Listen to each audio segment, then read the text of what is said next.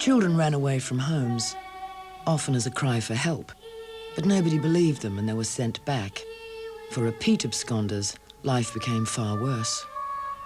They were described as uncontrollable and sent on to a training school, a reformatory, under lock and key. Pat was always running away. Raped at the age of 9, she was eventually taken into care. By 13, she had returned home. Seen as sexually active, she was processed in the children's court as exposed to moral danger. When I was 12, going on 13, I was first sent to Parramatta. Because of the stories I'd heard about the place, I was petrified. One particular Sunday, we went to church and they were singing this song and it sounded like this silly pop tune that was out at the time. And only being young kids, we were singing the pop tune, which was on top of spaghetti, all covered with cheese. I lost my poor meatball when somebody sneezed. After the service, I was put down the shower recess. The superintendent came down to the shower recess. He hit me, then he grabbed me by the back of the head and he smashed my head into every one of those basins along the wall. Then he drop-kicked me, and as I laid on the ground, he kicked me a couple of times and just left me there. I was put into isolation. Nearly 2 years after the Forgotten Australians report was handed down, the federal government took its only action. It held a conference, although no media were allowed. You'll be all right. You'll be all right. I've just got to calm down and think this is a great opportunity. The Forgotten Australians report referred to the widespread unsafe care of children. Unsafe environments in which already perilously vulnerable children were vulnerable to whatever else their carers wished to do to them.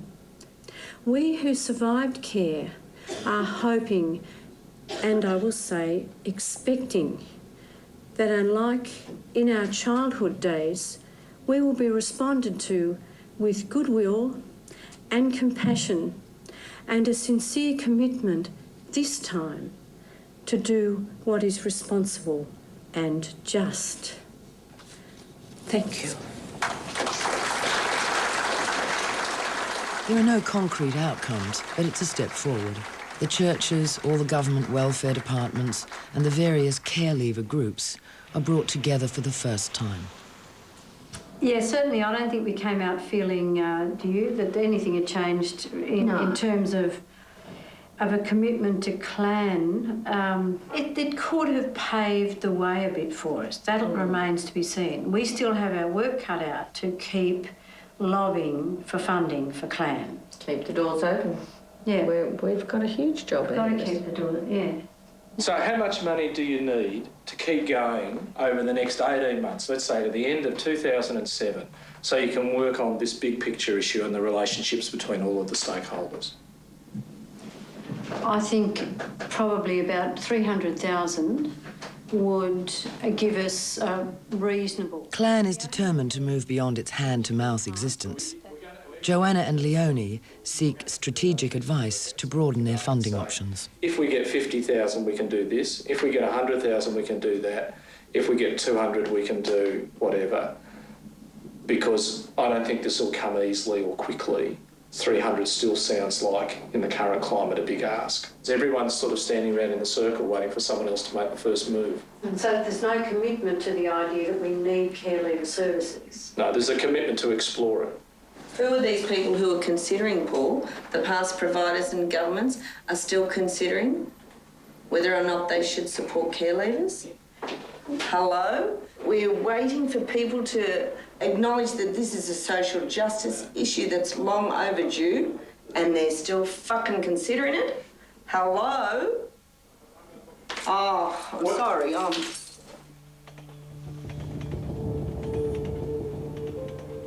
After Pat was brutally bashed, she tried to escape and was taken further into the system.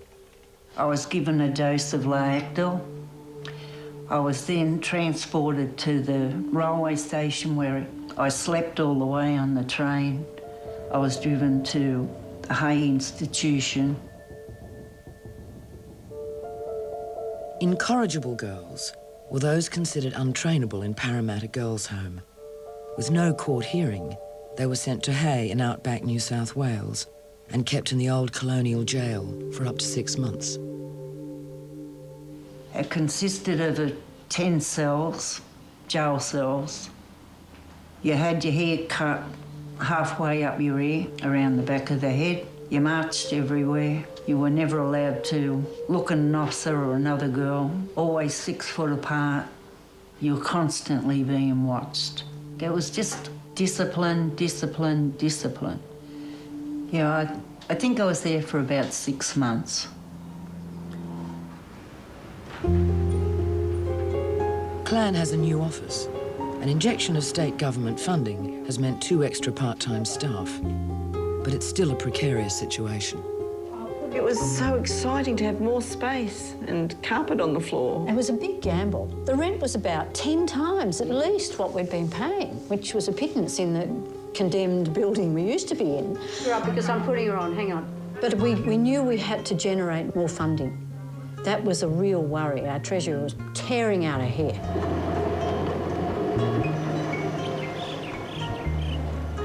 But with more resources, Clan stages protests to get public attention and highlight the long-term effects of the system. Trouble with relationships, parenting, and holding a job. Many face depression, substance abuse, and even prison.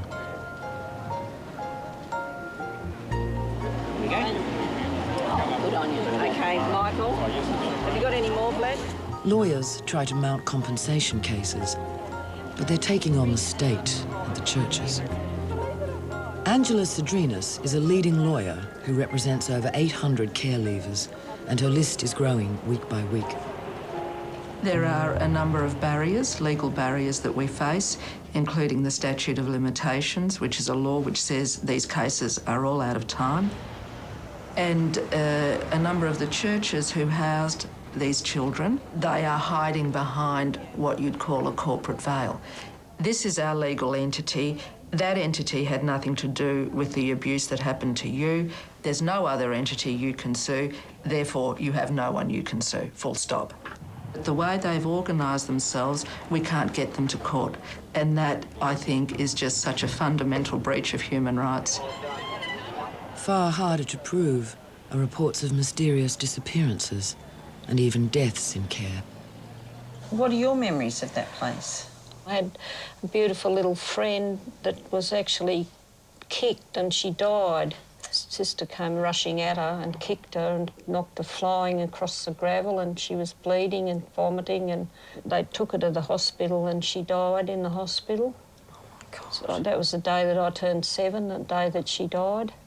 And then she kept telling us that Eileen fell down the stairs, and that was what we had to say, but that wasn't what happened. I went there to Geraldton. I don't have any actual evidence that children were killed in care. She had a nice funeral and everything. But I can tell you it would have been the easiest cover-up in the world, because what you see in records again and again is child absconded. 13-year-old kid, 9-year-old kid, and then nothing. By the 1970s, the authoritarian approach to social issues was breaking up. Political change, social upheaval, and a